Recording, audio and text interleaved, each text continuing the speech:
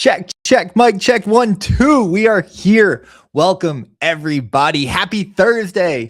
The sun is shining. The trees are starting to bloom. It is a beautiful day here in Boston. I hope it's beautiful wherever you are in the world. Big shout out to Blue Mojo, AE, Sam Stefanina. Quick with the comments. I appreciate y'all being here, man. Varun in the Twitter chat. Appreciate y'all. Y'all see the shirt. How do I get my mic out of the way so we can show off the beautiful Warp Gaming shirt? We got a banger episode for you guys today. The final interview of the week. It has been an incredible week of interviews. Big shout out to Nico and Uncle Funk for the episodes Tuesday and Wednesday. If you did not catch those, you got to run it back because it was good. My name is Icy Gaming. This is Gaming Daily Live. And before we get into today's guest, we just got to shout out the sponsors that make this show possible. Huge shout out to YGG Play and particularly today's sponsor, Blaze. If you guys did not see, I am hosting a $250 Blaze poker tournament tomorrow, 12 p.m. EST, streamed live on Blaze. Icy's closet must be so damn organized. He always has the right merch on. Dude, half of the merch is gamified merch, Sam. I have bought all your hoodies. I have all of the Wolves Den hoodies. I think I lost my Wolves Singapore white shirt, which is like my favorite one ever. I don't know. I've been like going crazy looking for it. I can't find it. But if you guys are a poker player, you should pull up. You like that transition? You like that segue? Non sequitur. Pull up to the poker tournament tomorrow. It's going to be a lot of fun. It's free to play. There's like 90 people that are registered as of right now, and I haven't even posted the prize pool breakdown, which is coming after tonight's episode. I'm super excited for this. As you guys know, Icy Poker is back, and it's going to be a lot of fun. There's going to be like, I don't know, 10, 12 different tables, and I'm going to be shoutcasting, and it's going to be a good time. Big shout out to Blaze, the streaming platform that helps me buy sushi for my girlfriend. And for that, we love you guys. Also, huge shout out to YGG Play and all of their incredible games. Guys, I've been yapping long enough, and we have the incredible Matthew Buxton, who I just added to the stream. Let me get rid of that one. That's all good. That's all good. At least I didn't do a millennial pause. I have been accused of doing the millennial pause because of lag, and that's just how old I am. So happy to be here today, and I'm so excited to have you, Matthew. It is long overdue. Quick intro, man. 20 years building games. Hundreds of millions of people have like played the games that you've worked on. You know, you worked at JagX, the incredible maker of RuneScape, which is my top 3 game of all time. That's where I earned my gamer cred in the wilderness, like real gamers do. But you've worked on 8-Ball Pool, Soccer Stars, Miniclip, Rovio, Mag Interactive, all sorts of things. And now you're running Warp Game Chain, which, shout out. Listen, twinsies. Exactly. That's all good. I'm sure I have a Warp hat somewhere. I have so many. Talk about shirts, Sam. I have so many hats, and like I like maybe 3 of them. So my closet is just full of hats. Yeah, I have a stack of them. I mean, like it's that point when you're a founder when you don't own any non-merch clothes. In Web3 and especially in crypto gaming for long enough, 90% of the things you own is like merch from somewhere. 90% of the plushies your child has is also plushies from somewhere. She's got like a pudgy penguin. She's got a silly kitty. Yeah. She's got at least 3 different plushies from organizations that don't exist anymore. And she has an open ledger octopus as well, which is quite cute.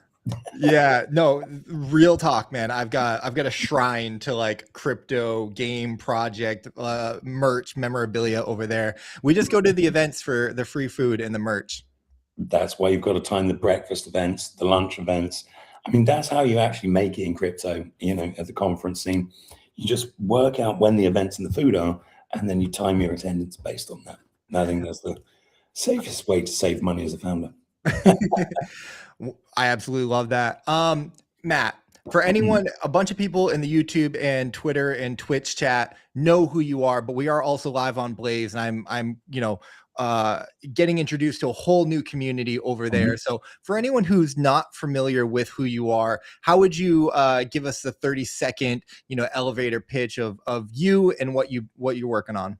Okay, so I'm Matt, 20 years in games, 4 years in Web3, made a bunch of games, worked on a bunch of games, made my own game studio. And when that was basically encountering the bear market and all the rest of it, and noticing all the other studios dying as well, we started Warp, which is essentially bringing all of the gaming guilds together to help market games in a more sustainable way for the guilds and a more sustainable way for the games, and then just push those games to success.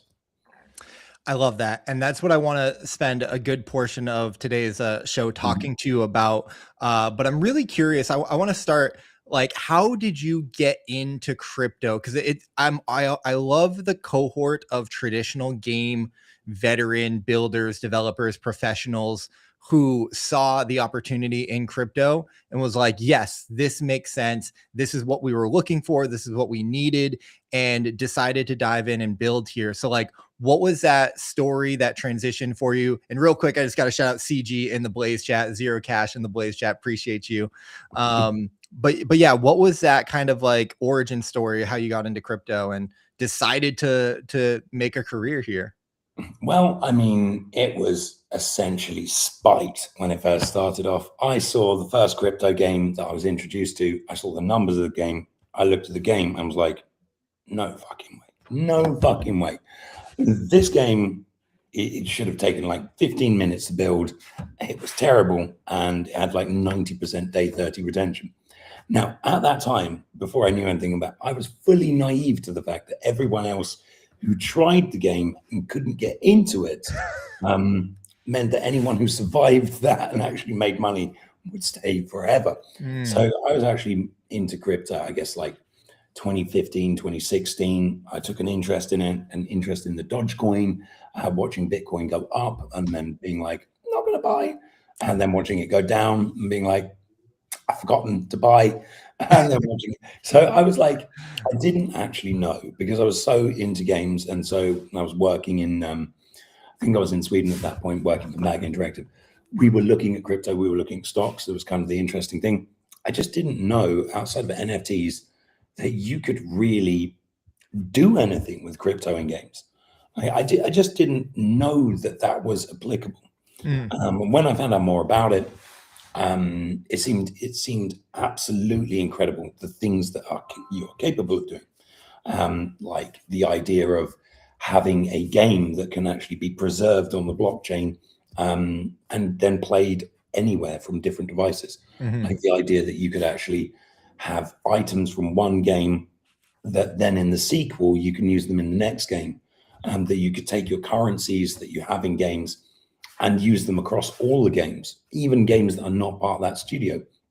And then I found out, holy fuck, we got a lot of work to do.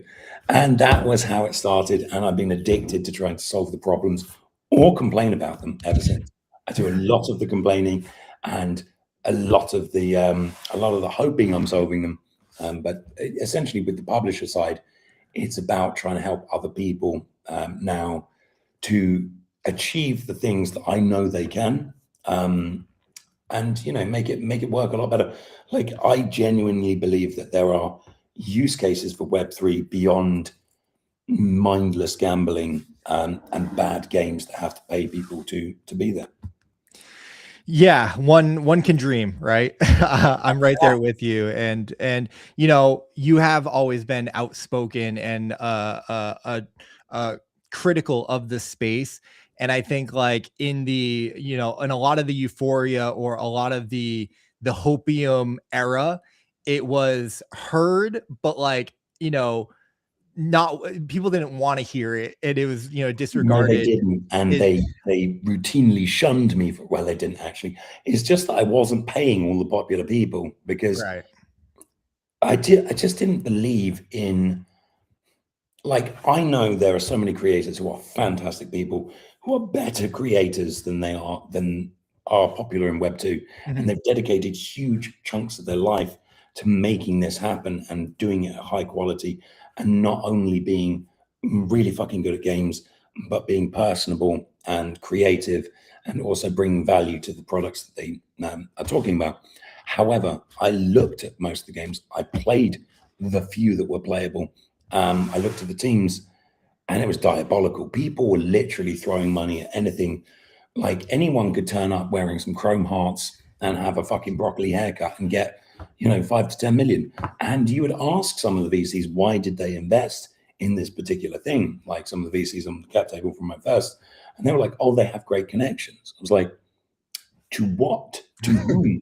These people have never run a game before, never run a studio before, and in some cases, never even run a business before. And the whole point is, like, there are people here who are wide-eyed, bushy-tailed, absolutely celebrating this kind of, you are like the king of wide-eyed and bushy-tailed.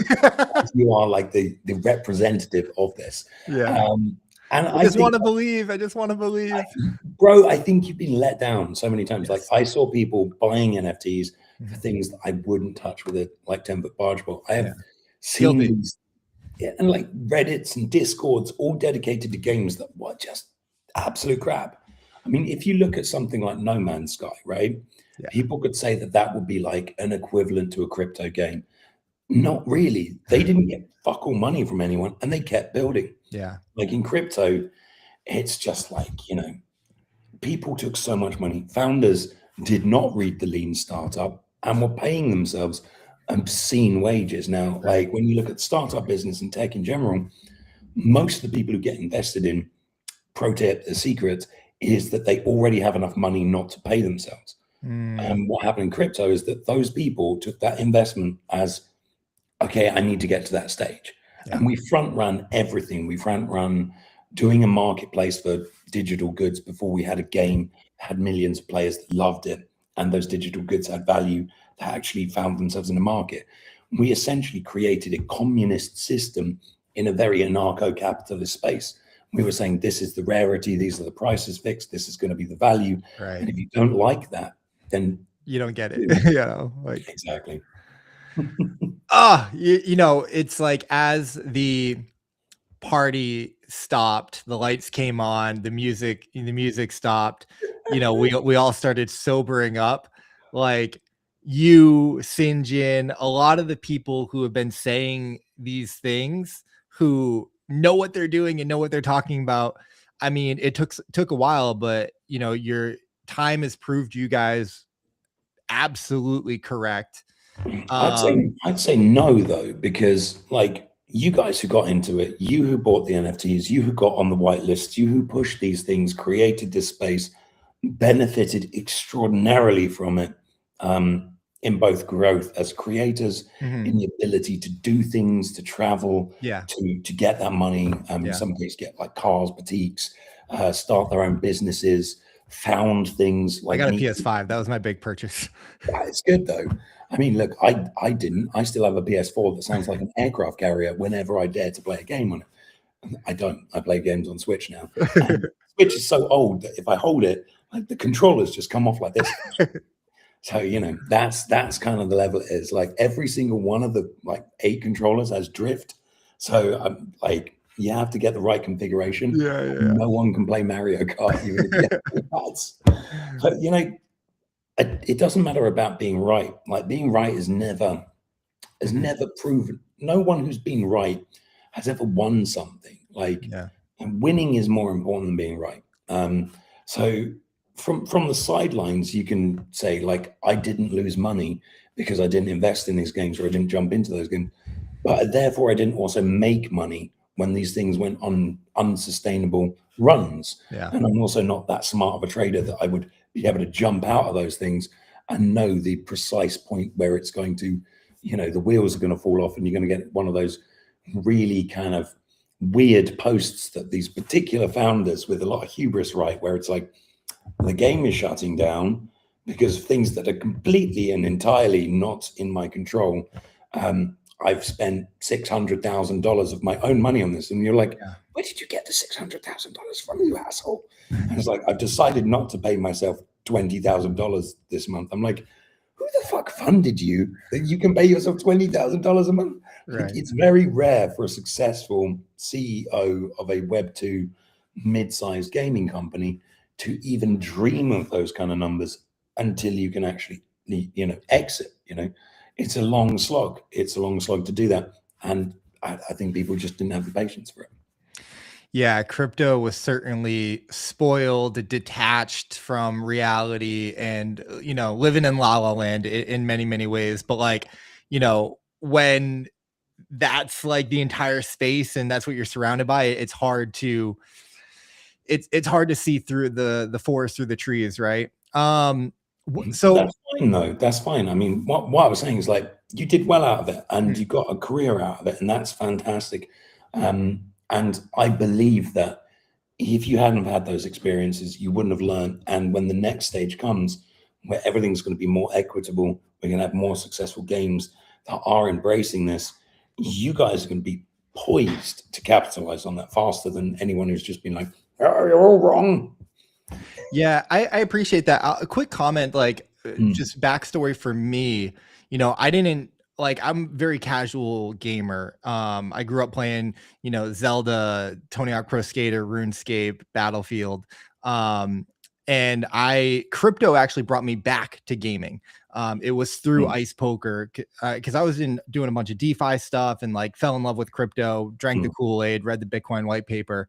Found Ice Poker, found gaming, and that was like the moment that it clicked for me, where NFTs could really unlock, and crypto and blockchain could unlock an entirely new design space, and like it was going to be the inevitable future of gaming. And I was like, okay, this is amazing, and gaming is going to be the major unlock, because these game founders and these projects like understand user experience, user retention, designing interfaces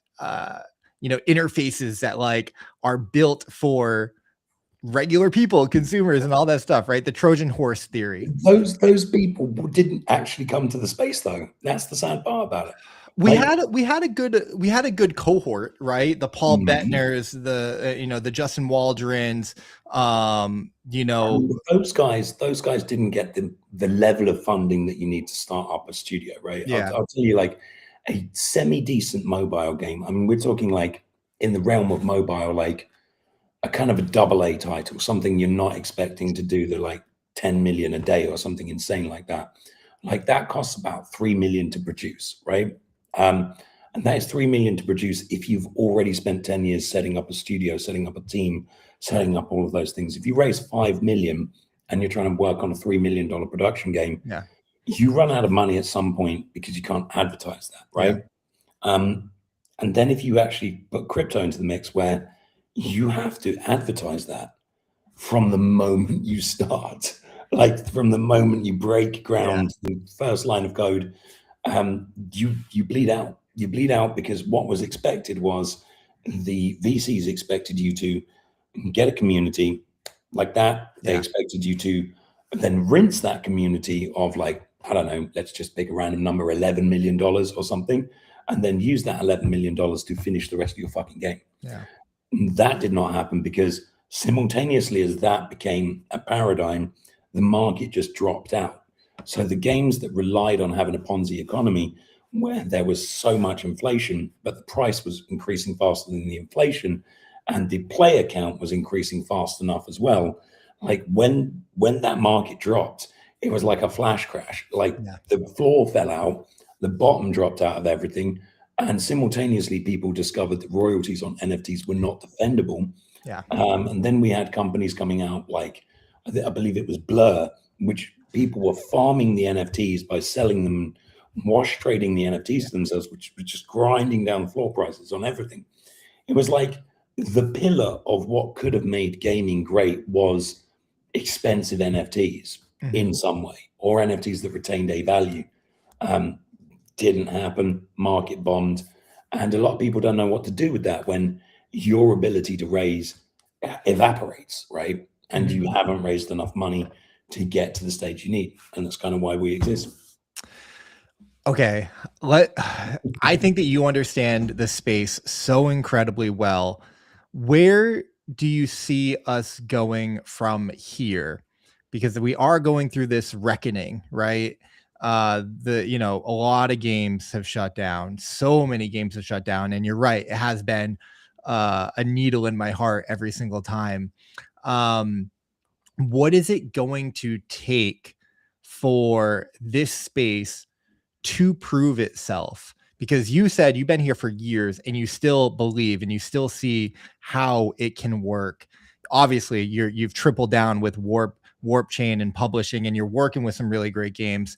I'm curious, like, how is Matthew Buxton looking at Web3 gaming, and I know it should just be gaming, but in 2026, this, like, you know, rise from the phoenix, like, what is it going to take over the next 1, 2, 3, 5 years for this space to actually show and prove what it can do?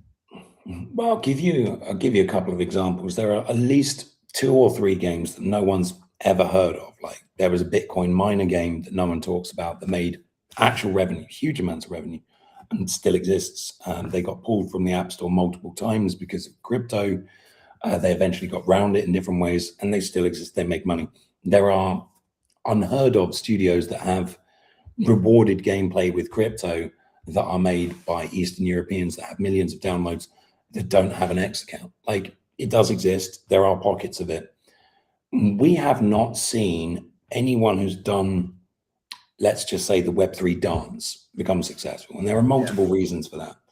What I do think will happen, if I'm being my honest, most realistic, is we're going to see I reckon and this is just a rough guess, not financial advice.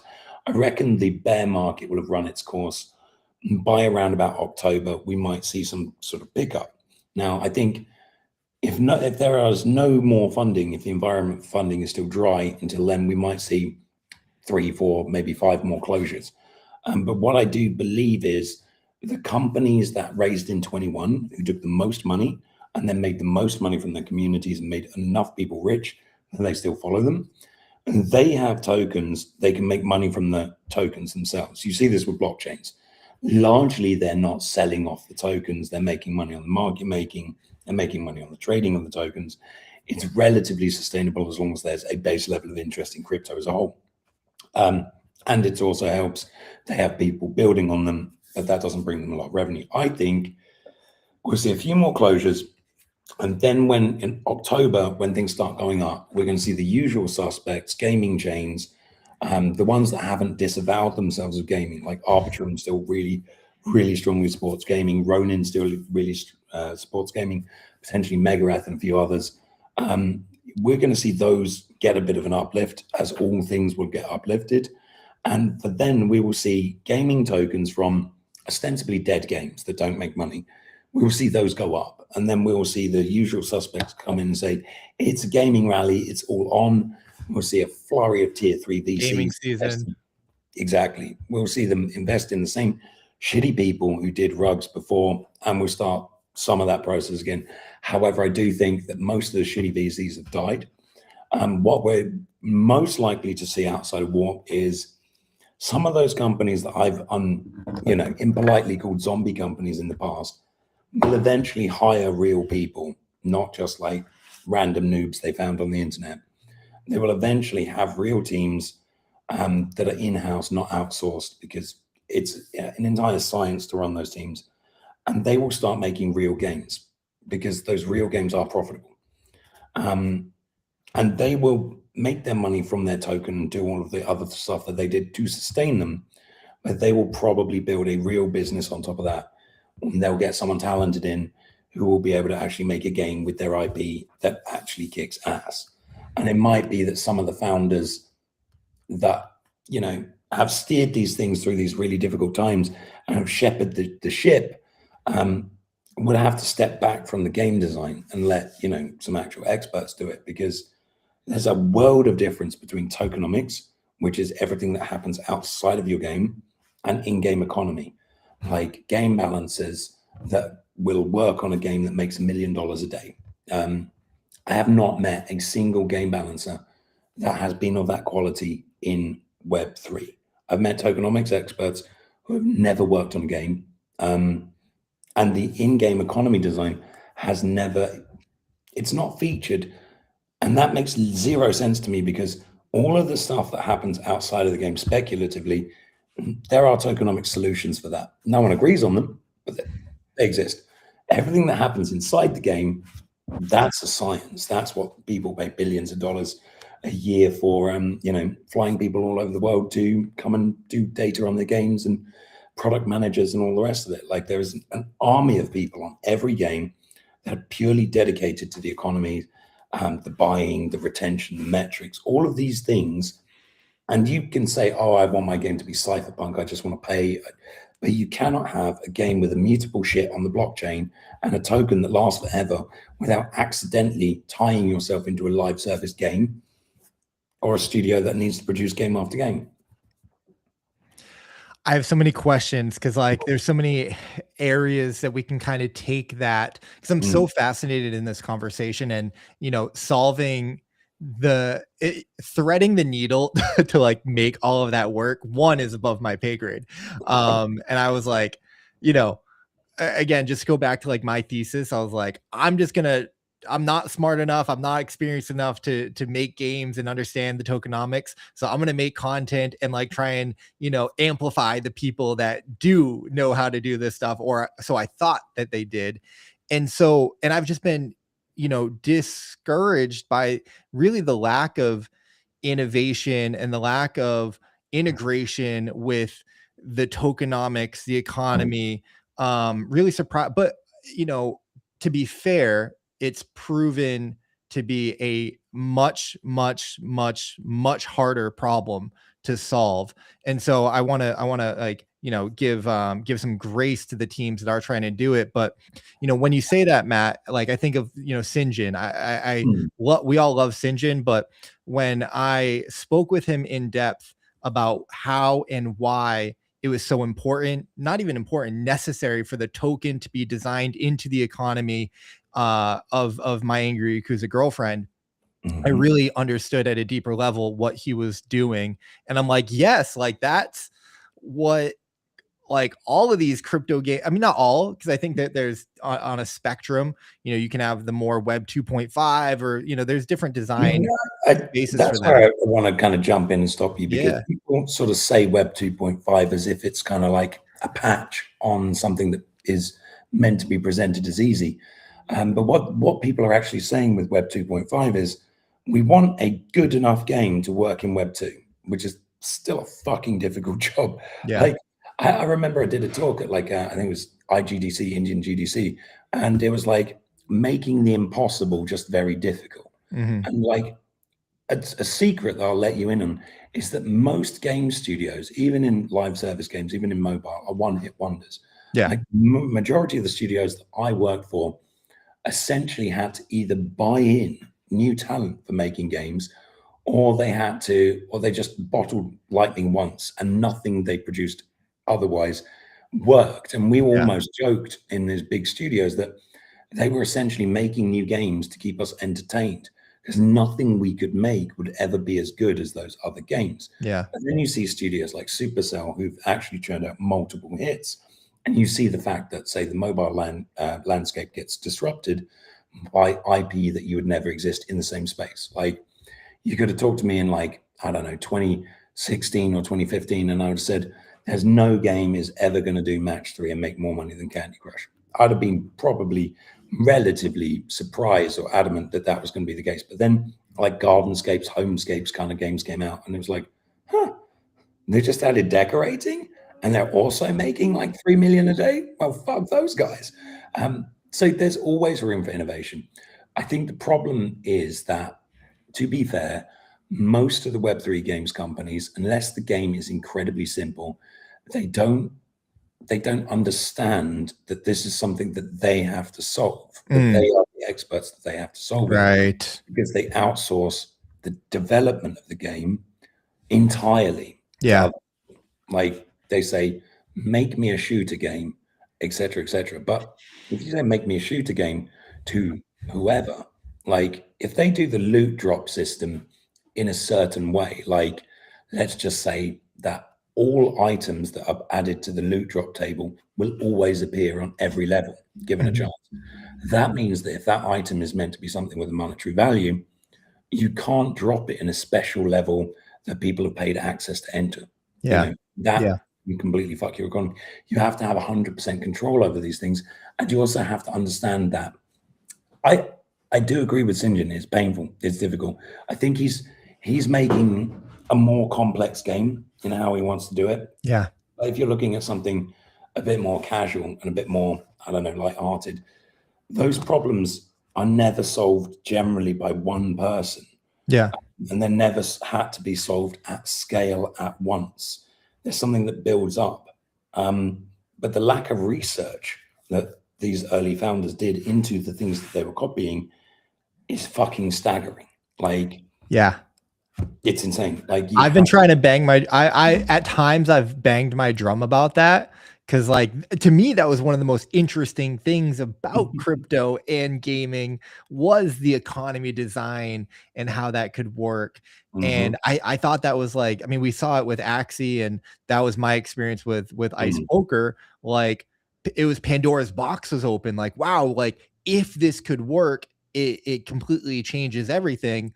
Turns out like in many cases it didn't work, but that the genie was out of the bottle. And it's so I thought like, okay, all this money came in, over $10 billion was invested. I'm like, Delphi Digital and all these VCs, surely there's these tokenomics research experts that are working on this, because when I was in DeFi, I loved the Ethereum Foundation and the research that was going on there. And I would listen to podcasts with Justin Drake and, you know, these theorists.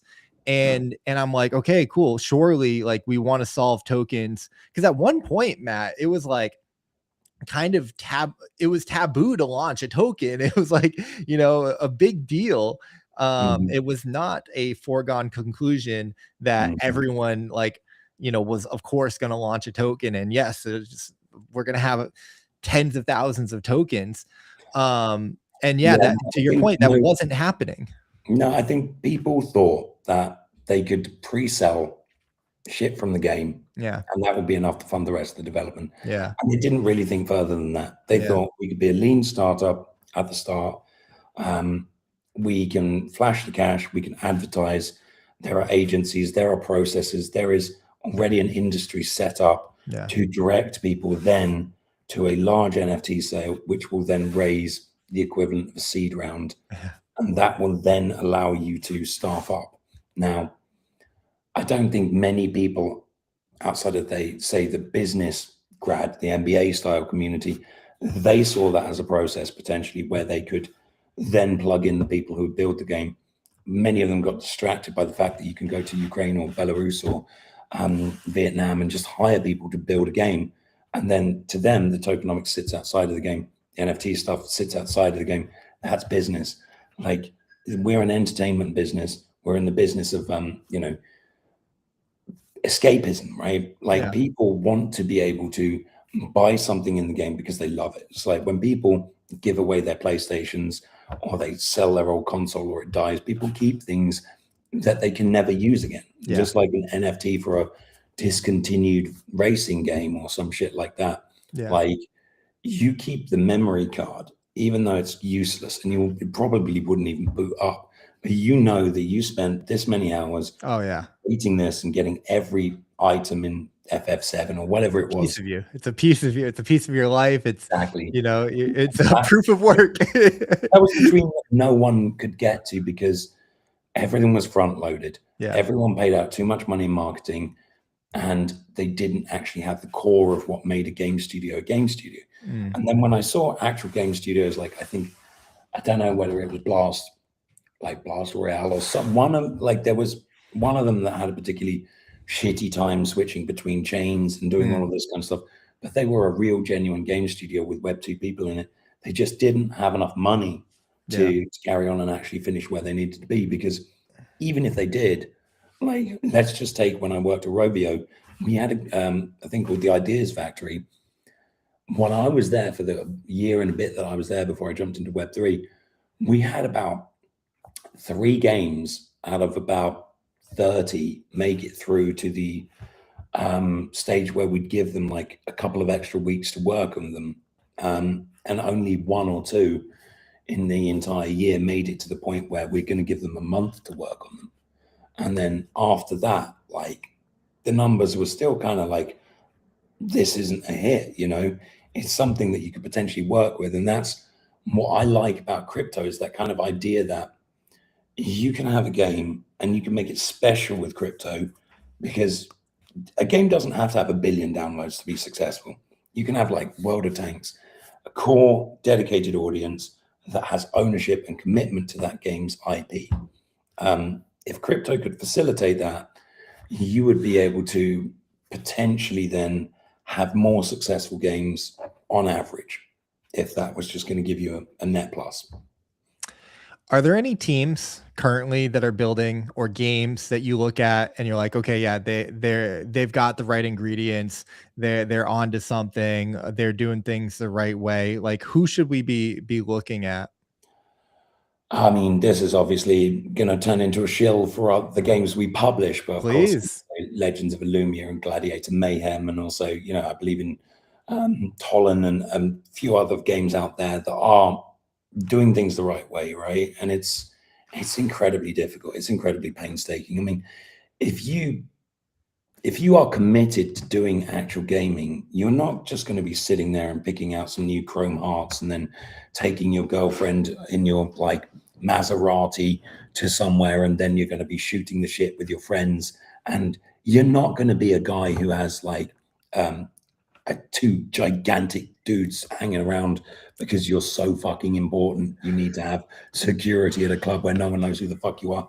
That's not the life you're going to lead. You're going to sit there in a meeting with me, your publisher, and an expert UA person and another UA person from Brazil who's on a time limit because they have to get to their next meeting. And you're going to have to sit there and say, you know, let's look at the data. We need to work out what the inventory is when these players do this. How many calls can we do? We're going to have to test for CPA versus CPI. This traffic might be discounted because they're just using an Indonesian click farm. This TikTok turned into this kind of thing. Okay, are the device specs on the game actually too low? So we're getting people download the game and they can't actually play it on their Android device. How many Android devices do we have logged? Okay, 1,300 Android devices. Does it work on all of those? What are the operating systems? Do you check for that? Like, it is painstaking, grueling, boring shit. Like, it is not like parties and fucking gift bags with iPhones in them and that sort of stuff. It's not that. If you are part of the world for that, then you don't deserve what actually happens when you have a games company that makes money. Like, I, as a normal line working employee, got flown from Germany all the way to Barcelona, to Camp Nou, the biggest fucking stadium for, you know, the best team. And you know, those kids were absolutely crazy. Those QA guys, when they ran out to the pitch, Camp Nou, their favorite team, they went through the, like, you know, the trophy room. They got to come out in the dugout. And then there was our CEO standing there, Big Rick Zacconi. He's tall as fuck. And he just always wears like a blue shirt and whatever. And if he's out, he's got a king shirt on.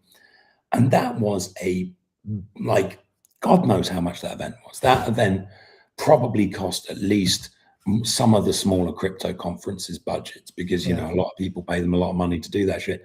So they did that for the benefit of 1,500 people.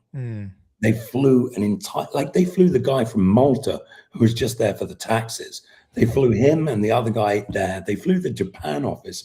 There was a marketing office of 5 people that barely spoke any fucking English. They flew them all the way to Barcelona as well. And it's insane. And we used to do that once every quarter, and then it went down to once every 6 months. And we would have a Kingfo market where we'd actually have a whole fucking conference just for one company in a huge booked out like event center, like a proper full event center just for one company to do that thing. We had a guy come out on a fucking what do you call them, like a Segway in a space suit. main stage talk. We Yeah, actually had workshops. We put on talks ourselves. that's really We cool. had a travel agent for the fucking company, and they would fly you to events. Like I got flown business class to Japan because we were making a game that had similarities to Puzzle and Dragons. Like the level of money in this business is insane. Like Yeah, Big Rick was a billionaire. Like, he doesn't give a shit about his batik. He literally didn't have security. He just walked out the door yeah. wearing his blue shirt, looking like any other bald tall guy. I mean, bald founders. What can you say? I still got my hair. I got like as soon as I go bald, maybe it's going to get better for me. That sounds like a party that I'd like to go to. Yeah, no, Matt, I want to go back to the games that you're working with that are doing Mm. it right. Like, I want to understand a bit more of what they're doing that is right, whether in the game design, all the analytics that you laid out, which is Mhm. very smart. I feel like a lot of crypto games didn't even get to that stage, and that's not to Never did. disparage a lot of games, because I'm sure there are some that did get to that stage and really made a good go of it, and just it didn't work out for a variety of reasons. Not everything is, malicious or a scam or a No, rug. no, I mean, I think the thing is that like enthusiastic incompetence is actually more dangerous than being malicious. You can be like enthusiastic about things. I think there's a mismatch in a lot Yeah, of founders' idealism. Like a yeah, lot of people still have that cypherpunk kind of thing. They yeah, are seeing themselves an indie game studio that's going to make the kind of game they want to make yeah, in the way they want to make it.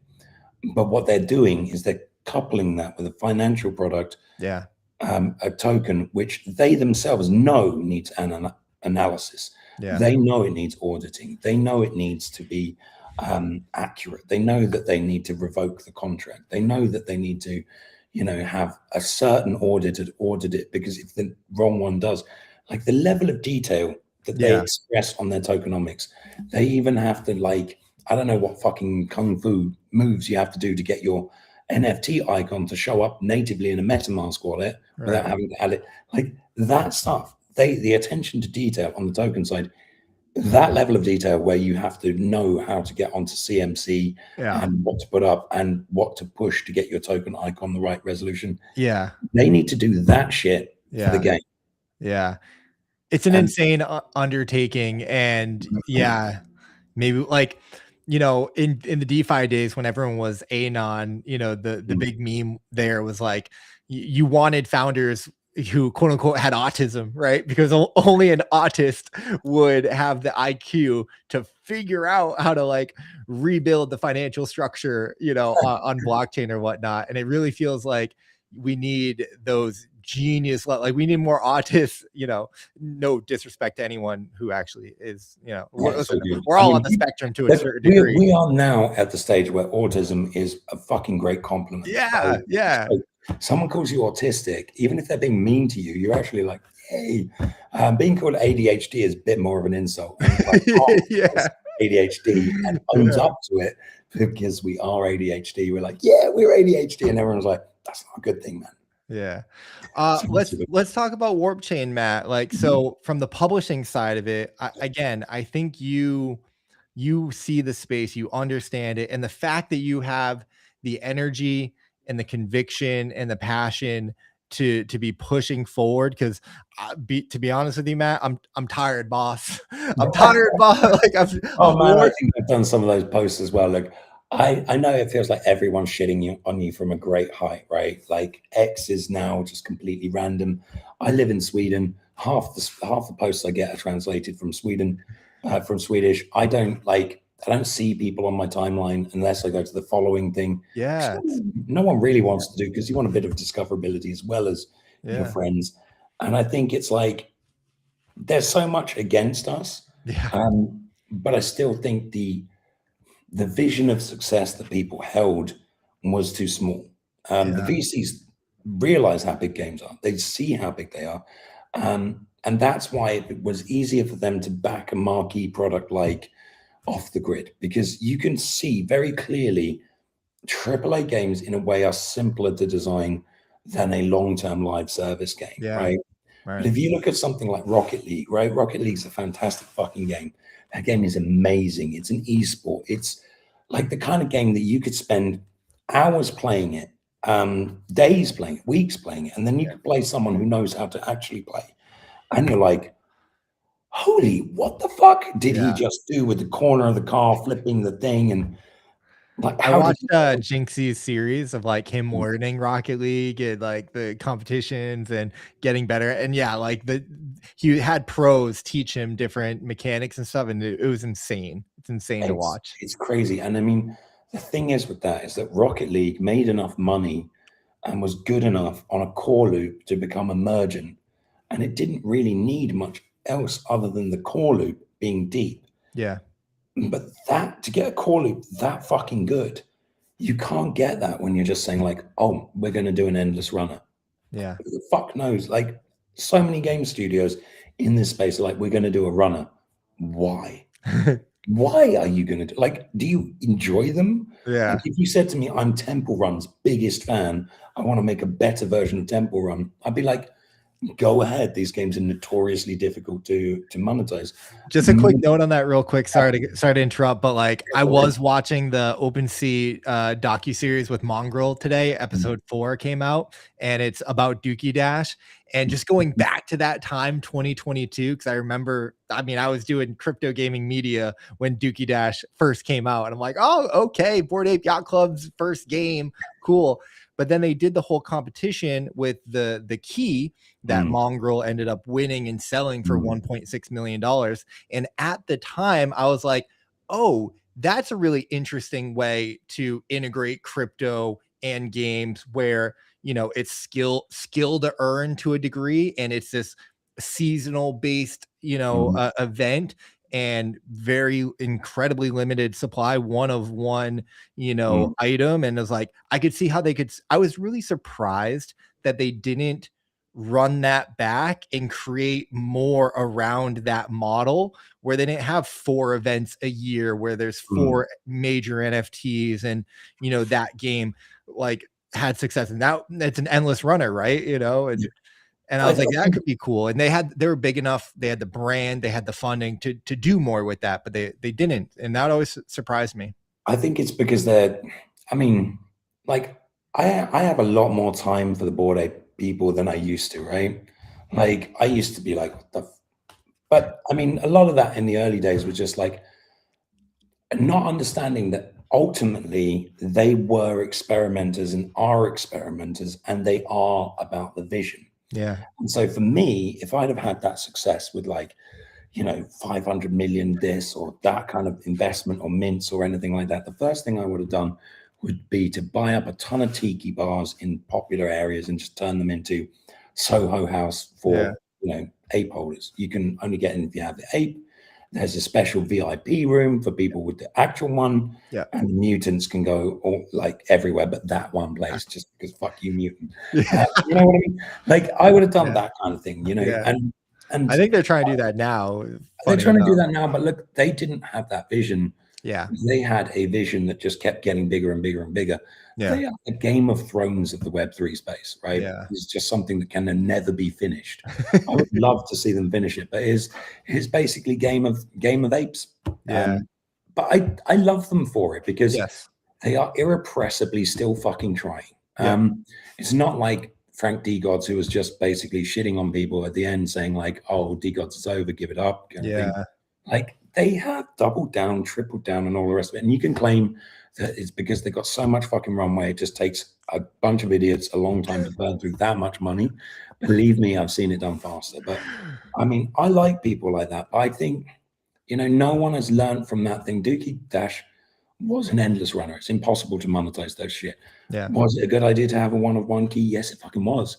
Like, that is a great idea. Yeah. I mean, I love to see more of that kind of stuff. The problem is that people needed to sell NFTs to sustain their businesses because they didn't have enough money.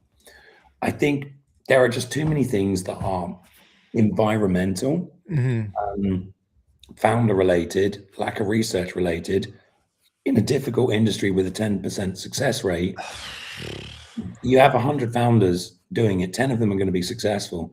If you make 10 of those founders retarded, then you're down to 9 successful games. If you make 30 of them unable to complete what they're doing because the market didn't give them the rest of the funding, you lose another few games. And that's why it's like this, because we had a 90% failure rate. And then one of those 100 founders that tried, about 45 to 50% of them were in some way environmentally screwed. Either they were scammers, either they were just stupid, or, you know. There's a few people that understand the space so clearly and so deeply. I think that you're one of them. I think that Knock is another one. And I always I remember during, the heyday, I'm like, Knock should be making $1 million a year consulting games and just like stopping them from making bad mistakes and ideas. I love him so much. He's so wrong about everything. He's so fucking bright and smart, but he's just wrong. And I love how wrong he is. Even when he's right, he's wrong. And it annoys me that sometimes he's right, because when he's wrong, he's really, really, really wrong. Yes. But no, he's a fantastic guy. He's got completely the wrong end of the stick on crypto, in my opinion.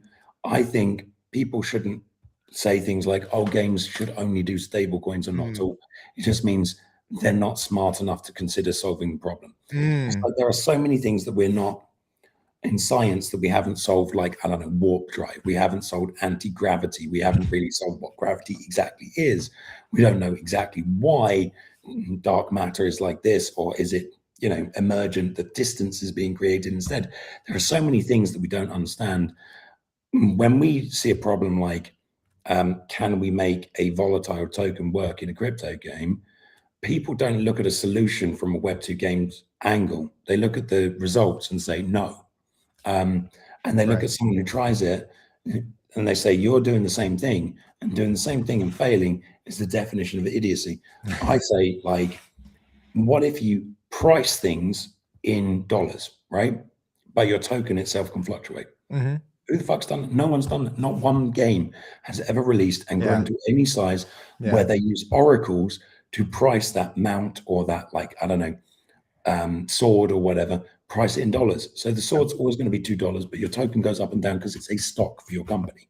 And the earning power of your token may go up and down, but you're only going to give them $3 for doing X task, or you're only going to, like, we have oracles. We have the ability to create a very, very understandable, very palatable economy where people don't need to spend $1,000 one day for something that's worth $1 the next. That thing is always worth $1,000, regardless of whether your token is up or down. Yeah, it's so obvious. It's so common sense. Like, it was never going to work, and it never made sense that someone, you might have paid $10 for it, and then a week later it was worth $1,000, and someone's paying $1,000 for this now. Like, how was that ever going to be sustainable or like decent for your economy, for your community, for your game design? It was just ludicrous and insanity. We could talk Pokemon cards, though. Like, Pokemon cards should never go down. I don't really own any that haven't been like by my daughter, although I did get some nice shinies from the YGG play house in Singapore. It was really, really nice. But look, I get where you're going. Like, something shouldn't be worth, we shouldn't be having a game that's been out like 3 days and something's worth 10 grand. That's a little bit too much. But I do believe that items in games could go up. And absolutely. But it should be, there needs to be some base level reality fundamentals involved, right? And so many of these things just didn't have the fundamentals and suffered from it. And they weren't even shiny, bro. Like, they weren't even shiny, dude. They weren't even shiny, man. Crazy. Like, what were we paying for? I'm sick of seeing green, blue, purple, gold. That we could talk about this for endlessly, and I would enjoy every minute of it. But I do want to talk about how because again, I have so much admiration and respect every time that you speak on Gamified or any of the shows, and I got to start coming to No Cap Gaming. I just learned so much, and I'm like, okay, Matt freaking gets it. And yes, like, this is the way forward. This makes sense. So I really want to understand, and we can go a little bit longer if you have the time. I really want to understand how you're thinking and solving and approaching this stuff with Warp from the publisher side, from the node, from the token side. I mean, the decentralized publisher makes a ton of sense, but I guess like, you know, how are you guys evaluating the games that you're going to work with? How is Warp going to help these games truly break through? I mean, are you guys advising them? Are you consulting with them? Like, help me kind of paint the picture for Warp being the one of the ones over the next 5 years that it becomes a cornerstone of this industry and helps pave that path forward. What does that look like? How are you guys solving that? One game at a time, right? So, you know, we're currently publishing two games in that are live: Gladiator Mayhem and Lumia. We do a lot of consulting work. We don't like charge for consulting or anything like that. What we do is we help the games to not make the same mistakes we've made when we're making those games. We help them with the things like, you know, how to set up their data, their mobile stuff. We help them from everything from like long-term game design to hiring if they need it. We do all of that kind of stuff. And then that is also backed up by the distribution network. We have like 25 signed capital guilds. Those guilds all have nodes. Those nodes generate WRP. They stake them on Warp Nation. And then on May the 12th, that starts maturing. And then they get the first payouts for that. And those payouts are monthly, regardless of whether they have deal flow, whether they're advertising any of the games. Those payouts are just, and there's 3 years of vesting on them that we have tokens for. 30% or 21% or so of the tokenomics is purely for that. And that is to fund them for growth. So that is to grow the audience, and that's to grow everything about that. We are building the Warp Nation platform as a launcher for guilds and communities to come together. They also get deal flow from the games. The idea behind this is, if you have a guild that is, and we had a space, the NoCap space was about guilds, really. Mm-hmm. If you set up a guild that is basically like a really efficient angle grinder to cut into that game and extract the money as quick as possible, your guild will win, the game will die, because there will be other people. But if you don't do that, if you don't extract hard, it's a tragedy of the commons. You end up with nothing. You end up with your shit being worthless. So we're changing it that if you are helping that game succeed, you're getting a cut of the profits. So when we have like 20% of the revenue, the protocol revenue, publishing revenue, whatever, goes back to those node holders via buybacks and various other mechanisms that will eventually replace those token emissions. Idea behind this is that essentially you promote your game. You like it, you play it, you do whatever, you create content around that. That game goes viral, that game goes successful. You are directly benefiting from the size of your guild and from that game being successful. You're also benefiting from a game that you don't play and you don't like also being successful. So, for example, if you're not the guy who kind of likes games like Silly Kitties, we're not publishing them, but it's an example. If you have something like Animal Crossing style game, your guild might hate the fuck out of that, and people who play it might be cancer to them. But if that game is really successful and it's part of the network, that game is feeding your guild revenue. That's how we work. And we're out on base. We're on Aerodrome. You can see WRP. Our token is essentially the utility token of the system. We are building also an RWA platform on base that is that we're starting now. We're starting a bit of raise for that. We are going to be building out this RWA platform for UA game financing. So when they have proven the data, when they've proven that the UA spend is redemptive, as in for every dollar we spend, we get $1 plus X back, and they need financing. Currently, there are like 5 or 6 companies you go to in Web2 that provide that. They have very strict criteria. They bundle the loans. We're going to create those as game bonds, and we're going to sell them and allow people to farm the yield on them, so that they will be able to have those assets that will be guaranteed by the numbers and also backed by our token. But they will mature after, like, let's just say 60 days or a year or however long, and they can be tradable between other sort of people on the RWA. So that is the funding side.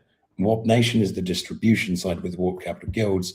And then, of course, the publishing arm has the games. So by making the distribution for the games a bit cheaper, for making the money for the games to scale them a bit more available, and for helping the games to get through and making their chances a bit higher by our experience, we are going to get to a stage where those games will have a smoother path than if they went there alone. And that's how we're going to do it. Mic drop. Thank you for tying that all in. I had questions, but you were answering them. I mean, it makes it makes sense, right? That's quite the cohesive, comprehensive approach: funding, distribution, publishing, consulting and advising and whatnot. I guess the question that I have with regard to publishing, what does that look like? The guild model is great. I think aligned incentives make sense. That's tokens and nodes and communities, that all works. But you also need a certain level of scale or a certain level of marketing and advertising and getting people in and new people in. How are you guys approaching that from a publisher standpoint? Are you guys helping with creating content, or is it more like, hey, we'll help you, run your ads or advise your ads? I mean, you're a UA, expert. So I guess kind of paint that picture for me. Sure thing. I mean, there's different kinds of UA, right? So essentially there's like Web3 and Web2. You could divide it like that. I like to see it as like there's direct to consumer, which is Warp Capital Guilds, that's game nights, that's getting the founder story in front of people. And then there's like, through an MMP. So that's like putting things on TikTok, that's doing all of that stuff. Look, we're really agnostic when it comes to that. We could use a clipping service. We could look at that. At the end of the day, the data is really just describing, are these people having fun? Are they having enough fun to pay money for this fun? Is this fun profitable fun? Is everyone who's having the fun enjoying the fun enough to keep going? We pay for the UA to get them started, right? And then that comes out of the gross revenue. Then we take a slice of the net, and that slice of the net then goes to, some of it goes to fulfill the obligations with the guilds and the node holders and all the rest of it. Whole point of this is that when the games have the scale, like if you're spending $1 and getting $1.20, you can spend $100,000 a day. Yeah. And you're making money. And there are financing services for that. I know all of them. I've met them many times. When I was at Rovio, we were spending $300,000 a day on Angry Birds 2, a 9-year-old game. Routinely, we would test a game with about 500 to 1,000 players a day, and that price could be anything between, like, if you're good, 1,000, 2,000, 3,000 to 5,000 was also common depending on the game type. So essentially, once the game has proven itself, we can turn the taps on. Normally, you would get finance from loans. Eventually, when you get to the bigger scale, you need to go to the Saudis. They have banking instruments for this. Right. This entire economy is unknown. It's worth about $5.5 to $6 billion a year, and that is ostensibly tops out of the Saudis. If you ever want to know, like, why Game of War is on every single device, it's because the Saudis are loaning the money to do this. And it's very good. It kind of works like loan-based market making, to use a DeFi kind of term, in that you get this loan, you spend it on the advertising, we help you spend that on the right advertising, and then you get the players from that advertising. Those players give you money, and that money then goes in to pay off the loan. Then they loan you a bigger amount next time, and then until you start to see that the cost of the installs creeping up, you then do this, and then you top out, and then you turn it all off. And once you're no longer spending $300,000 a day, and you've had these users for, like, let's say 2-3 months, you're earning $400,000, $500,000 a day. And with that $400,000, $500,000 a day, you then invest into this stuff yourself. And that's how the process works for macro level games. And this is why Candy Crush can earn 98 million a month after 12 years or whatever, and why Top War lefty righty game earns 110 million. Like, just the top 3 games in mobile made more than most of the protocols, or most of the crypto industry, essentially. Like, They make that in a month, 110 million a month. Right. Top 3 games, top 5 games making $500 million a month, right? And that's not from like fake money. That's from people actually opening their wallets and paying them that. That's not like inflation of value. Yeah. That's not like that money coming from something that did have a price and then that price increased. If you couple this level, this scale of macroeconomy with actual money, with actual like, you know, a value of a stock that can go up or a token that can go up, that could supercharge it. Right. But you need to get that baseline first. Is all you can. Most games companies, mobile games companies, will scale a game from 1,000 users a day to a billion like dollar game without really paying much more than a few thousand upfront. That's the system. And that's why it works. And the fact that no one knows this in the entire fucking industry is why no one succeeded. Yeah, it's the first time that I've really heard it explained like that. And Yeah, no one fucking knew it, did they? And people ask, why did this industry fail? It's because this is common baseline knowledge to anyone who's in this industry who actually makes games for a living and is not fucking retarded. Sorry. Yeah. No, I preach, brother, preach. I appreciate that so much. And so that really helps me understand the infrastructure that you have in place where it's like, we're ready to go. We've got all the pieces lined up. When we get a good game or, you know, a game that solves what they need to solve, like we can pour on the gasoline and, you know, take them where they need to go. A couple questions from the chat. I just want to kind of go back to this real quick, and big shout out to everybody on Blaze, Toxic, Libra. Libra was like, I like this guy. I was like, I like this guy too. Llama in the Twitch chat, just waking up, but always has some really good questions. So one of the things he came back to, and I just want to go back to this on the Oracle piece, which I think I have an answer in my head. But he was saying Oracle for like a shitcoin gaming token, like who's going to do that, right? Because you said Redstone just shut down and Chainlink's not going to give a crap, but I don't think we necessarily need DeFi level structure infrastructure. You just need to check the price. Exactly. The price. And that's kind of what I was thinking. You don't even need to poll the price dynamically to set that. Like you can do that even on just like an hour by hour, day by day basis, and just like, you know, only do a few calls. The main thing to have is that the amount of token that you're shifting for $1, you're not going to be like spending more than $1 on a purchase. Like what you don't want to do is you don't want to have an economy where everyone else bought the horse that day for $1 and you didn't, because people saw that the horse was really popular and they started buying the token because everyone was buying the horse. And now the horse is $500 and you can't buy it. That would suck. And for every person that you disenfranchise in your game in that way, you'll disenfranchise just as many more when the price goes down. Yes. And your horse is fucking worthless. Thank you. Like, gosh, I can't believe it's 2026. Well, I guess we've probably heard this stuff before, but people kept doing it. It's like, what sense does this make? How does this add value to the gamers? How is this like, how is this fun? How is it fair? How is this like good for anybody other than you who is like making money on the transaction? It wasn't even good for them. Like it was killing their games. Like it was absolutely killing their games. I remember I saw one of these games that was like, it was one that everyone loved. It was one that everyone was going to say this was going to kick ass. It looked like, it was one of the ones that looked a little bit like one of the superset ones. It looked a little bit like Clash Royale or whatever. It was a sort of strategy game. I can't remember. It had a shouty face dude. It wasn't Fableborn. Totally different game. I remember going into that game and seeing like an like King of Destiny or something like that. I remember seeing an in-app purchase for like $99. Yeah. And it was for like a billion tokens with a random number. And it was like, what the fuck am I ever going to do with that much in-game currency? Yeah. Like, and you buy that for $99 and then you're earning like 2 of the currency from a game. Yeah. Like 2 of them. And because the price is obviously only set in the store.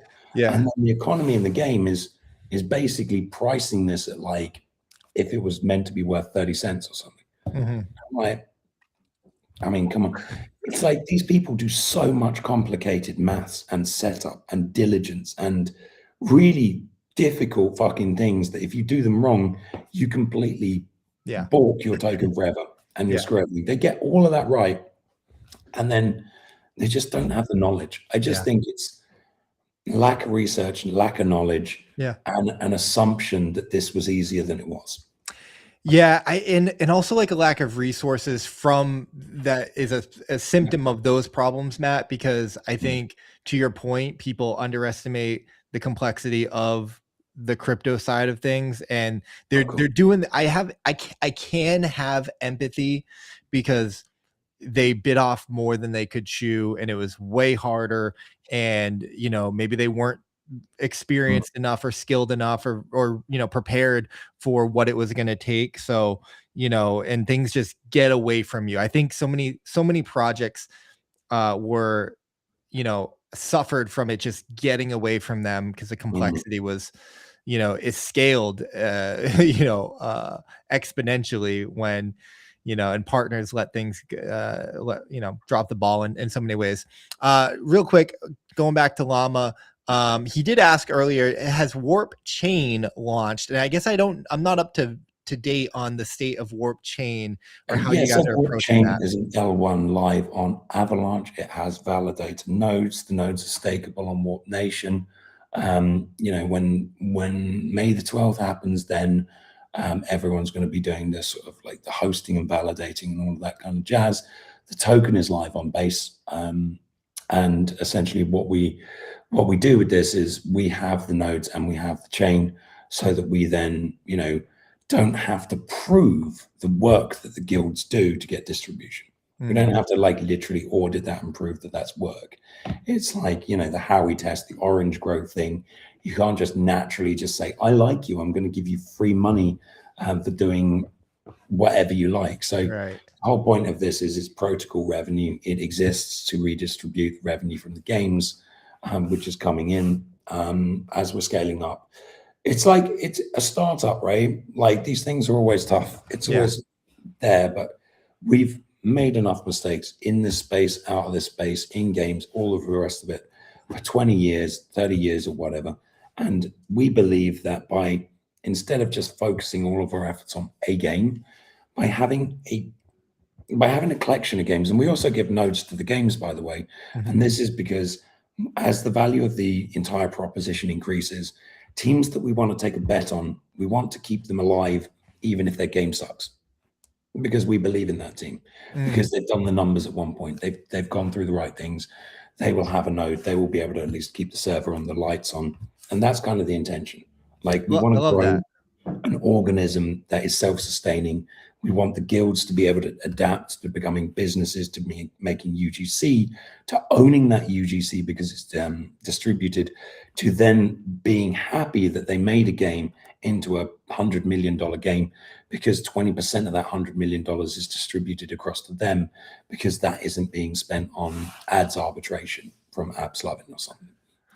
Yeah, I love that. I guess I hadn't understood that was a core component of the decentralized publishing model, Yeah, where it's giving it essentially back the to everyone who network made it gets happen. subsidized to a degree, Yep.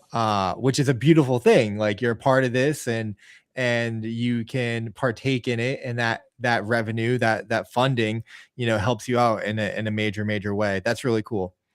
Um, Matt, I want to ask, what does Warp look like, 12, 24, 36 months from now? Like, what is that? I think you've got it, right? I think that this Mm. model makes a lot of sense. And, I guess, like, is it the case that the model is dependent on the games coming in, being a part of this? Of Uh, course. I mean, like we have hundreds of games reach out to us. I mean, I've talked to pretty much everyone in the games thing all the way through, from some of the games, the big games that have shut down recently, some of the games that have shut down before.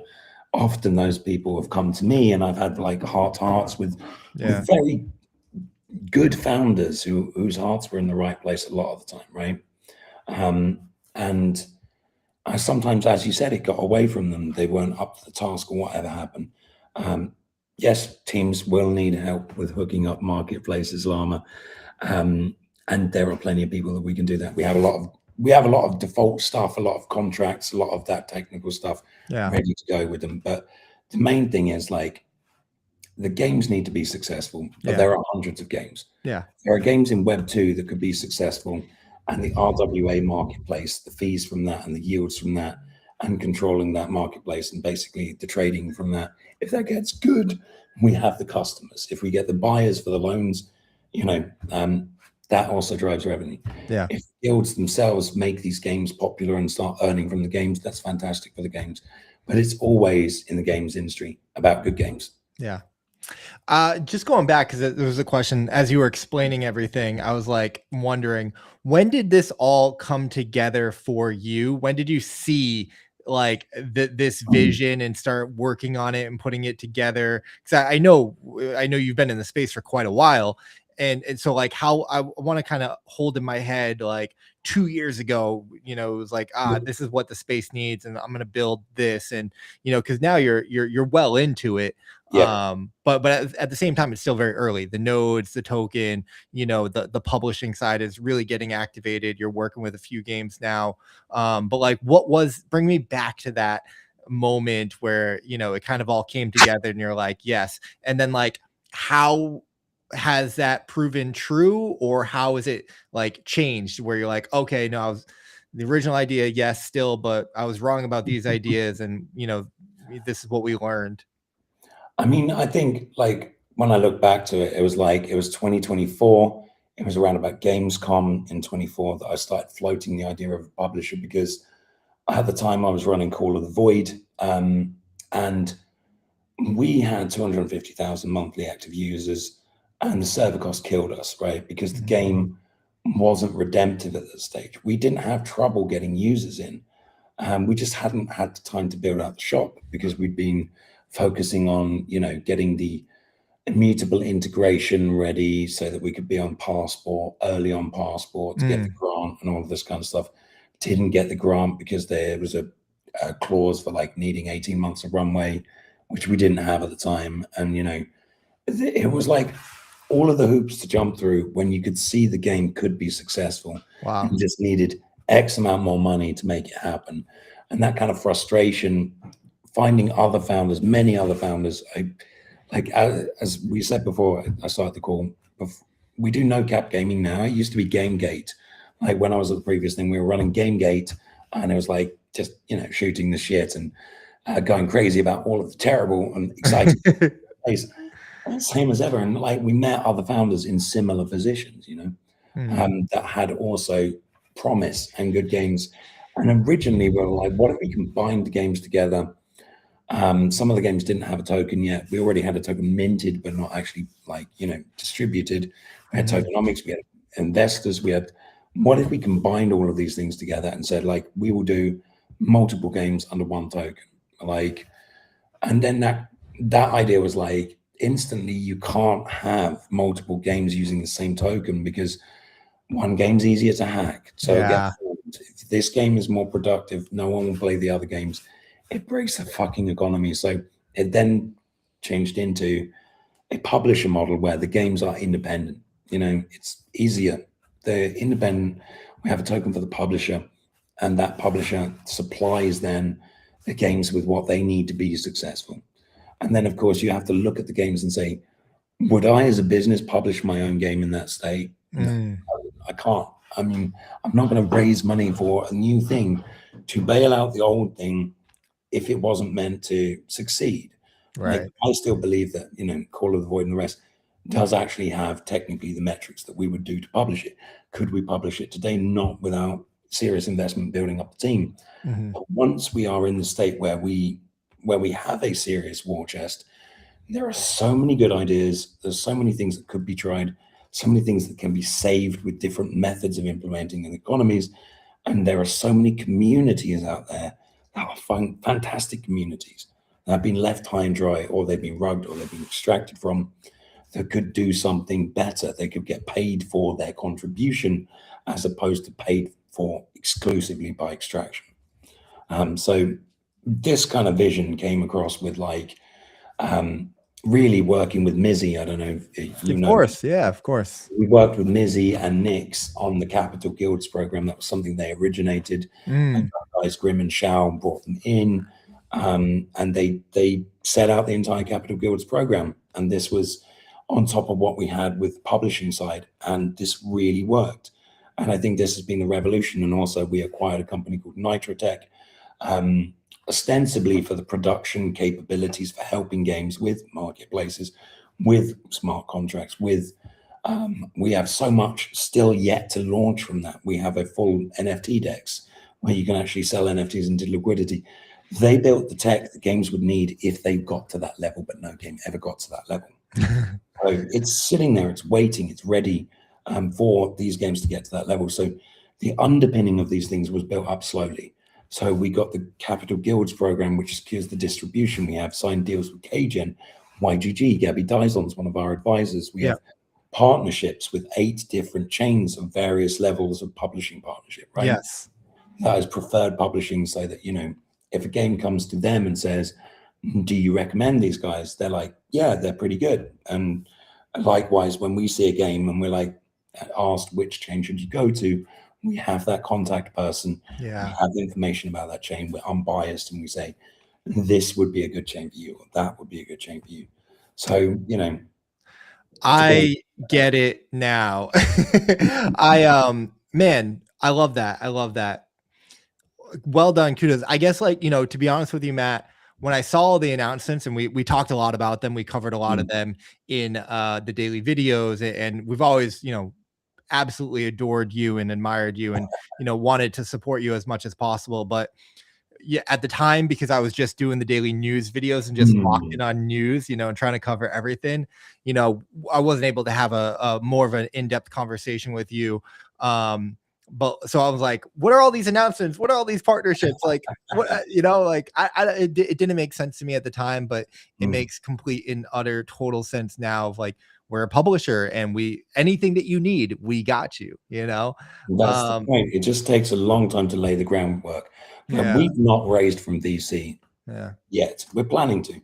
But everything up until this point was essentially bootstrapped. I mean, we acquired a company on an all shares deal, so nothing was upfronted on that. Like, we didn't even get treasury with that company. Like, we didn't acquire it and then get funds from it. We are literally setting all of these things in motion and getting these kind of things together, so that when we have that game, when we have that ability for that engine to really kick everything off, that we have everything there when it needs to go, that we have guilds, that we have chains, that we have marketplace support, that we have we have like a decentralized trust network, we call it. We have, like, you know, all of the people, like, our chain will never have a game on it. And that's so that we don't conflict with the other chains. Our chain is purely for distribution. It's purely to, you know, make sure that we can legally distribute revenue to every participant in the ecosystem. So that's kind of why, you know, that's why we do what we do. Incredible. A chain that actually has a purpose and a function, but is also a gaming chain with no games. Not trying to be everything that it shouldn't try to be. You know, utility. And why does everything make sense, Matt? What? That's not how we do things in crypto. That's not how this. And that's why you've never heard of it, I'm sure, because it made sense, and no one was paid to tell you about it. Well, and also because it makes sense, because it's solving such complicated problems, and it's set, like, designed to work from, you know, like, day one, or, you know, like, it's designed to work. It takes a minute to understand. It takes we've been speaking for an hour and a half. You know, it takes, like, that setup of, like, okay, we really need to understand the entire landscape, understand the problems at a deep core fundamental level, understand what the solutions are, and then build, design, solve, you know, and fund and deliver those solutions. And it's not an easy thing, and that's why it's not easy to, you know, token go up and everything makes sense, although your token has been going up. So GG. Well, yeah, our token is pretty much close to the launch price. It's gone up a little bit and down. Like, I mean, it's hard enough launching a token. It's hard enough launching a token, and then getting all of the different issues, and then migrating the token to base and making sure that that works as well. I think the easiest way to sum this up is WARP stands for We Are Real Players. And that's it. Like, it's a very complicated thing. There's a lot of moving parts, but just remember, we're real players. Yeah. We understand. I love that. I love that. Let's close out here, Matt. I want to understand, like, how should a game get, like, let me ask you, let me think how I want to ask the question. Like, games that you want to work with, or games that want to work with you, what do you guys look for? And like, what does that process look like? How do you get involved? How long does it take to kind of get set up and integrated? What kind of games are you looking at that you're interested in? And then, like, if someone were to see this, like, who should work with Warp and why? Like, paint that picture for me. So, I mean, the thing is that we have basically every service under the sun, but we're a small company. We can't necessarily provide all of the services that we do based on revenue when you're not generating revenue. And sometimes if you're generating a lot of revenue, you don't really want to publish it because you're like, why would I fork over some of my revenue when because you don't necessarily see how much accelerant that is. Like, if you look at Valheim, right? Everyone sees Valheim as an indie kind of thing. They don't see that Coffee Stain is the publisher, and Coffee Stain is owned by THQ Nordic, and THQ Nordic is a multi-billion-dollar company. Like, even your favorite indie titles have secret publishers. Yeah. They're designed for them. Just like, Miramax made quote unquote indie films. There is a publisher of every scale for every person. What I would say is, like, message us on Warp Game Chain or Warp Catalyst or Warp Foundation, one of our 3 accounts, and we'll get back to you and we will review the game. We'll talk to you in the team. And what we're looking for really is a game that seeks to be a live service game, something that you are planning to have assets that you will support for a long time, that you have an idea of why you want to use a particular chain, what that chain does for you, so that we can pitch you to a chain. What we're not looking for is, we're not looking for, like, you come to us, we're going to help you get grants. And, like, it doesn't matter. I want to help you make your game. I mean, if you need money to make your game, it's a tough world, right? If you don't have the money to make your game, just fucking make your fucking game. Like, get someone to believe in your game, get a community to believe in your game. Yeah. Enough to prove your game. It's not expensive to prove Core Loop is loved by people. You can see the amount of indies that make this shit work. So come to us when you have a game, when you have a community, when you have something that you need to take from, like, where you are, this little genesis of something amazing, and then turn that into a multi-billion-dollar franchise. I love it, Matt. I love it. What's next for you? I know May 12th is the date. What, like, closing out here, what should people look for, or how can they get involved? We got gamers, we got creators, we got community members, we got, people who spend in games, watching right now. So what would you like those people to know about you and Warp, and how they can get involved, and how and what they should look forward to over the next few months? I mean, I'd say, like, go to the X account, join the Discord, join warpnation.com. There's lots of fun stuff that's going to be coming to there. We're potentially having questing that pays out in real gold. The nodes are coming, like, to the end of their thing, so there'll be distribution starting for more guilds. If you have a guild that wants to join Warp Nation, you can actually apply on the site. So if you want to apply as a guild to join the Capital Guilds program, that's possible. If you want to apply as a game to be published by us, do so. If you are in Poland, in Krakow, and you're in the games industry, we'll be at Digital Dragons, which is one of the best games conferences. So yeah, bring out your games. Last question, Matt, because it's so impressive. You've done so much, you've built so much, you've, like, and as critical as you are, deservedly so, of the space, you've also tripled down on it, and you have to have this. We was talking to Uncle Funk yesterday, and we talked about delusional optimism.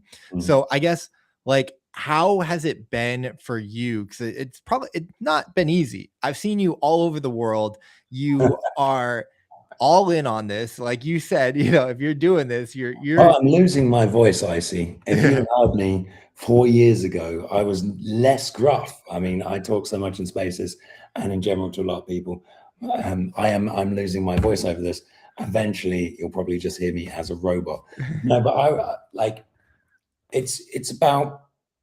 I think there is a couple of things. There's delusional optimism, is the hope that other people will fix it, or that you yourself will, come to good or come to luck. I just think that people have just fucking missed the obvious things. It's like anyone who's a crazy inventor, who actually invented something that turned out to be good, they probably have been told, if that was so easy, it would have been done by now.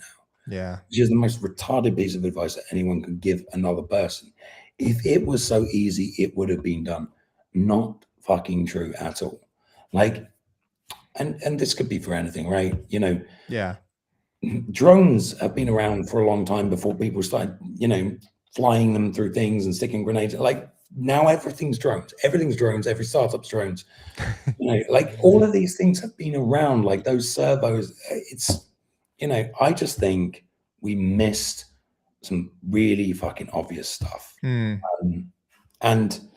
not your fault if you don't know about it. That's why I'm there, because when you know those things, when you know how to get money, when you know how to do any of that, it's a lot easier. There you have it, guys. Matthew, I love you, man. I appreciate you coming on. Long overdue, and I'm mad that we didn't do it sooner. But this has been incredible. We're gonna have to have you on back many times. I know we can find you on No Cap Gaming every Thursday, frequently, often on Gamified, always, telling it how it is, educating and calling out the BS. But someone needs to do it, man. Someone needs to do it.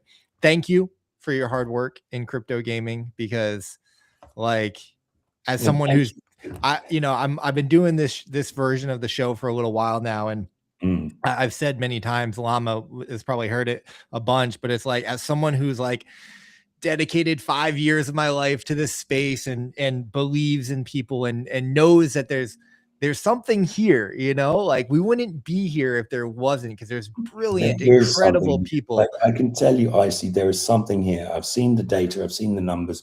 There's something here. If people just do the right things and make the right game, there is something here. Yeah. So as a lover of the space, man, I just appreciate you and the work that you've done and the work that you continue to do. And it's been an honor, Matt. So thank you. Same, Icy. I appreciate you and your effervescent charm, and you're the creator of the year of my heart. Always, man. Listen, we all play our role, and thank you. That means a lot. Matt, I'm gonna drop you off here, and then I'm gonna close out the stream. But guys, Matthew Buxton Matthew on Twitter. Thank you, Llama, for sharing the links in the Blaze chat. Not hard to find. Keep doing the good work, sir. Cheers. Thanks. Cheers. All right, guys, that was Sir Matthew Buxton. I always call him Sir Matthew Buxton because he's knightly in my mind. He's I have so much reverence for Sir Matthew Buxton. Maybe it's the accent, maybe it's just the commanding, charming accent. Man, I wish I talked to Matthew once a month on this show. I mean, I guess I didn't have to, because I would listen to Gamified, so I would catch all of his good takes there. But the thing is, as much as I love Gamified, it's a panel show, so and that's good. You need that's the beauty of the show. You need those contrasting opinions. But man, it's good to get Matt in long form and really hear him go deep on these topics. So good. So good. Thank you guys. Everyone in the chat who's been hanging out. Llama, good morning, sir. Thank you for coming. I appreciate you as always being here. John Galt, the 200 votes. I really appreciate that, man. That helps out so much. Toxic, Royal Prince, Blue Mojo, Sam was in the YouTube chat earlier. Threvon, Yvonne, good to see you in the YouTube chat. I don't like, I pulled a muscle in my back or like my neck this morning. And so I've kind of been in like, I've been wincing in pain. And every time I like kind of like move my head, I was like, oh gosh, I'm in so much pain right now. But I loved the conversation. It was so good. I didn't want it to end. We went far over time, but it was so good. I just, I was enjoying every piece of it. Guys, that's going to do it for the show. But before we clock out here, I just want to share the Blaze Creator Poker Tournament tomorrow, $250, 12 p.m. EST. Llama, I'm so sorry. That doesn't probably work with your time zone. And I hate that. I hate that for you. I hate that for me.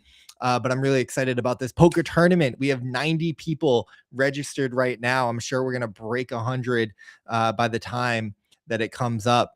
Overtime good if you finish on time. Yeah, there we go.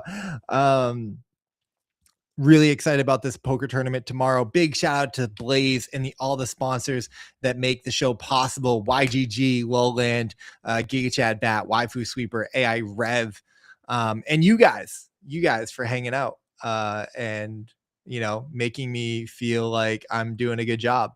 It would be a lot more lonely if you guys weren't here. Blue Mojo waving the hand in the YouTube chat. No, it means a lot. It means a lot. Shout out to Warp.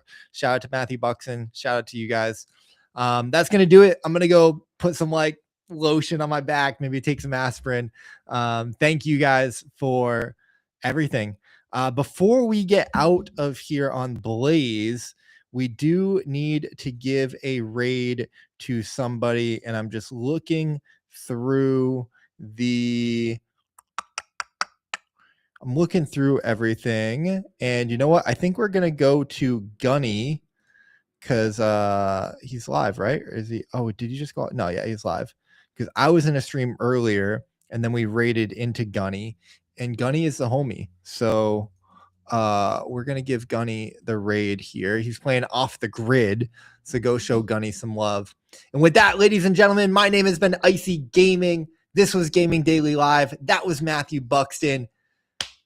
Stay humble, keep dreaming, keep gaming, keep making positivity louder, keep fighting the good fight. It's not easy out here right now, but listen, mama didn't raise no punk.